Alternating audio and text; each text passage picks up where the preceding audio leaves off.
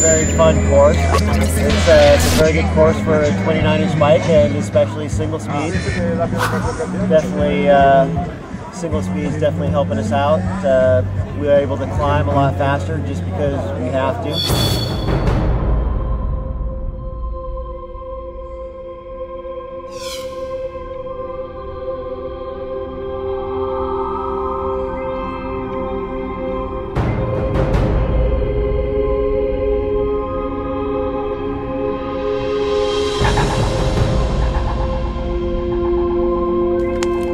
What we want to do when we create the bikes, we spend a lot of time going over really subtle details that people would think that we're crazy, that we'd spend 2 hours talking about how you route the cable from the front of the bike to the rear of the bike. But to a rider that rides all the time and having the cable clank against the bar when you're going down through a perfect meadow is annoying, and it ruins the moment. And Steve and I are all about, you know, bringing the riding experience back and having the rider really connect with what they're doing.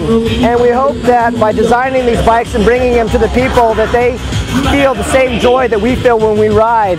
And we feel that, you know, riding a 29er has so many advantages that it just brings out the best out of your ride, and that you have such a better experience when you're pedaling your bike or coasting down a hill or following your friends into some single track or going off a jump and following your friends through the forest.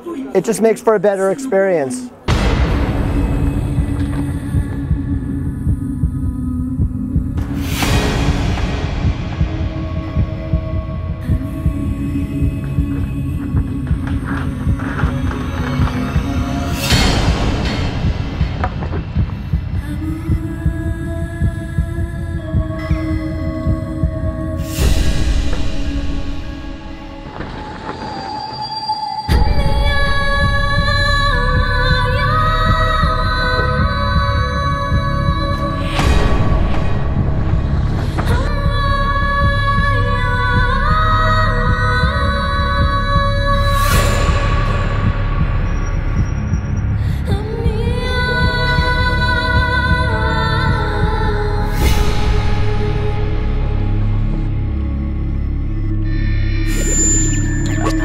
The course is getting pretty chewed up. A lot of brake bumps, especially through the toboggan area. So yeah, it's pretty good to have 29-inch wheels. Smooth out. I've passed many 26-inch wheeled people just seeing their bike bounce around, like almost getting swallowed up in the hole, and getting pushed to the outside of the trail where I can still ride to the inside of the trail on the bigger wheel. So it definitely smoothens it out.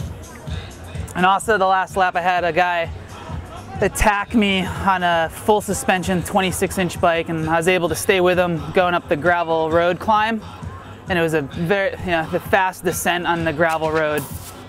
And I just was able to hang on his wheel and draft with zero pedaling whatsoever and hug his wheel and basically coast quarter way up the steep gravel road climb, and able to save enough energy to put the power to the pedals and actually pass him back and beat him to the top of the hill. And I still am not sure if he made it back in yet.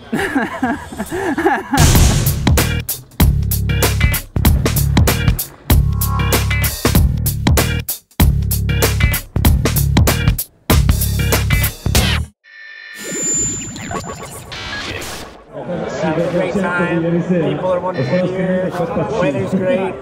Beautiful views. As the wheel gets bigger, so does the trail figure. And the trail figure is a very specific figure that makes the steering feel one way or another. You can make a bike feel fast, or you can make it feel slow, or sloppy, or not very maneuverable. And it all is based on the trail figure of the wheel. And so we took a look at what was happening with a 29-inch wheel. It's a bigger wheel than a 26-inch wheel, and so it causes different things to happen with the head angle and the steering and the precision. and the trail. So Chris and I really looked at this very, very specifically and decided and determined that a steeper head tube angle actually helped very much the stability and the handling and made a 29-inch wheel feel quick and agile. Some of the things that earlier 29-inch wheels didn't feel. So we took this steeper head tube angle and applied it to all of our bikes. They have the hardtails have a 72-degree head tube angle. Our Rip 9 full suspension bike has a 71.5-degree head tube angle, which seems very steep by 26-inch wheel standards. But on a 29-inch wheel bike, this steeper head tube allows for a much better steering precision while still not ever affecting the overall maneuverability of the bike or the stability of the bike at high speeds. So the steeper head tube angle ended up being a very big benefit to 29-inch wheels in a lot of reasons. Tighter switchbacks, no problem. Really tight technical trees and getting in and out of really tight, slow stuff, no problem. High speed, technical descents, stability is still spot on with the steeper head tube angle.